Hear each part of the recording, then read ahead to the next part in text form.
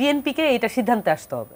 সিদ্ধান্তটা কি, যে আমরা আসলে সংখ্যাগত পরিবর্তন চেয়েছিলাম নাকি আমরা গুণগত পরিবর্তন মানে কোয়ালিটেটিভ চেঞ্জ চেয়েছিলাম। তাহলে যে গণপরিষদ নির্বাচনের ব্যতীত আর কোনো কিছু দিয়ে এটা সম্ভব না। আমরা যখন নোট অফ ডিসেন্ট বলি, আর আর্গুমেন্টটা কখন হয়, আমরা মানুষের সাথে, জনগণের সাথে এই ক্ষেত্রে একটু প্রতারণা করি। গণভোট কি আদৌ প্রয়োজন ছিল? এখন বিএনপির অনেকের মনের মধ্যে এই প্রশ্নটাও আসছে, এনসিপি আসলে কি ভাবছে বাস্তবায়নের জন্য? যে নিয়ম কানুন তরিকার কথা বলছেন, সংবিধানের থাকা না থাকার বিষয়টার কথা বলছে, সংসদের অ্যাপ্রুভ হওয়ার যে বিষয়টা কথা বলা হচ্ছে, এনসিপি আসলে কোন তরিকাটা যাচ্ছে?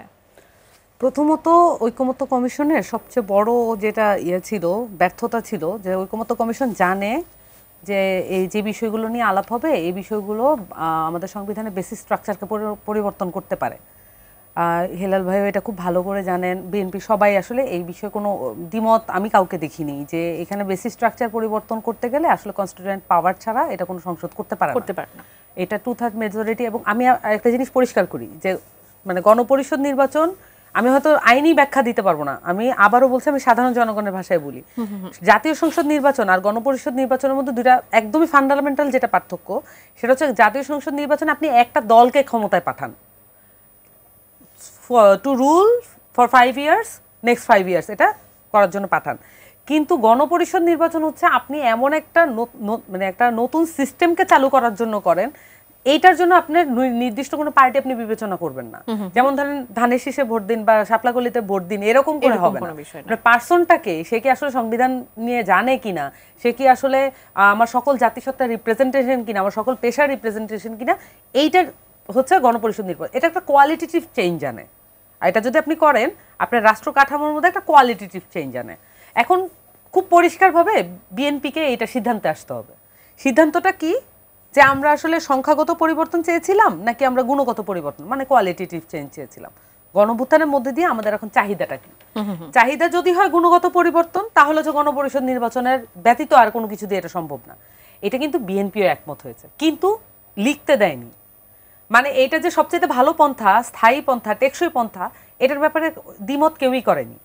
কারণ এটা আসলে লিগ্যাল ব্যাকগ্রাউন্ড থেকে এটা একদম সলিড। এবং ঐকমত্য কমিশন যেটা করেছে, যেটা প্রথমে বলছিলাম, যে তারা যেটা করেছে যে 6টা পদ্ধতি রেখেছে। কিন্তু ঐকমত্য কমিশন খুব ভালো করেই জানে যে এখানে বসলে দলগুলোর মধ্যে আলাপে বেসিক স্ট্রাকচার চেঞ্জের আলাপ আসতে পারে। সেক্ষেত্রে এখানে একটা বা দুইটার বেশি আসলে পন্থা থাকার কথা না।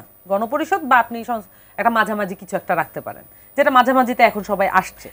কিন্তু ইস্যুটা যেটা দাঁড়িয়েছে, যে এখানে যেহেতু 5-6টা জিনিস রাখা হয়েছে, তো আপনার যখন অপশন থাকে তখন আপনি এটার ব্যাপারে চয়েস করার একটা দেখেন। কিন্তু লজিক্যালি বা লিগেলি আপনি গণপরিষদ নির্বাচন ছাড়া এটা পারবেন না। এখন যেটা মানে আলাপ হচ্ছে যে নোট অফ ডিসেন্ট আসলে কিসে কিসে আছে, মানে বিএনপিকে তো আসলে কোন জায়গাগুলো ক্লিয়ার করতে হবে। আমরা যখন নোট অফ ডিসেন্ট বলি, আর আর্গুমেন্টটা কখন হয়, আমরা মানুষের সাথে, জনগণের সাথে এই ক্ষেত্রে একটু প্রতারণা করি, এটা পলিটিশিয়ানরা করে।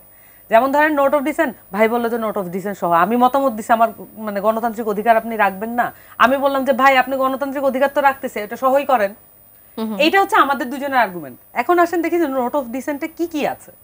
নোট অফ ডিসেন্টে আছে যে পিএসসি চেয়ারম্যান আপনি কিভাবে নিয়োগ করবেন, সেটার জন্য আপনি কোনো বাছাই কমিটি করতে পারবেন না, এটা প্রধানমন্ত্রীর পরামর্শক্রমে রাষ্ট্রপতি নিয়োগ দিবেন। We all know about the প্রধানমন্ত্রীর পরামর্শ, we all know about it.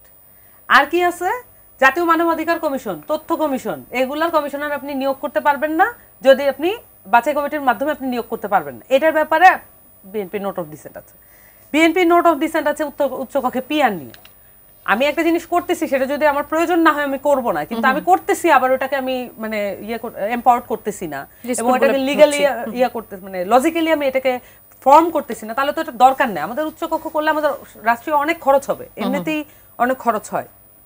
So উচ্চকক্ষে PR নিয়ে আছে। নারীদের 100 আসন, হ্যাঁ, এই যে 100 আসন নিয়ে নোট অফ ডিসেন্ট বা এটা ক্রমাগত বাড়ানো হবে, এটা নিয়ে আর কি বলবো। কারণ আমাদের যে রাজনৈতিক সংস্কৃতি, এটা ভাই তো অনেকদিন ধরে রাজনীতি করছেন।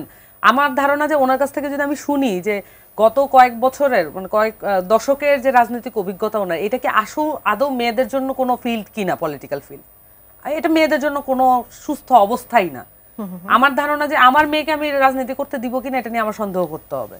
সো এই যে একটা পরিস্থিতি, এর মধ্যে আবার নোট অফ ডিসেন্ট আছে। তারপরে ধরুন তত্ত্বাবধায়ক, আচ্ছা বিএনপি যেমনটা বলছেন সামান্তা, আমি শেষ করি আপা, এটা একটু বলি কারণ এটা আসলে আলাপ হয় না, তো জাস্ট একটু টাইম নেই আপনার কাছ থেকে। তত্ত্বাবধায়ক সরকারে যারা থাকবে তারা কিভাবে নির্বাচিত হবে, এটা একটা বাছাই কমিটির মধ্য দিয়ে হওয়া উচিত। এটার ব্যাপারে বিএনপির নোট অফ ডিসেন্ট আছে। তাহলে এই যে আমি এতগুলো জিনিস বললাম, আরো কয়েকটা আছে, তো এই যে আমি এতগুলো জিনিস বললাম, এখন আমার কোশ্চেন হচ্ছে এগুলো কি বাংলাদেশের দরকার নাকি দরকার না? বাইনারিটা এখানে।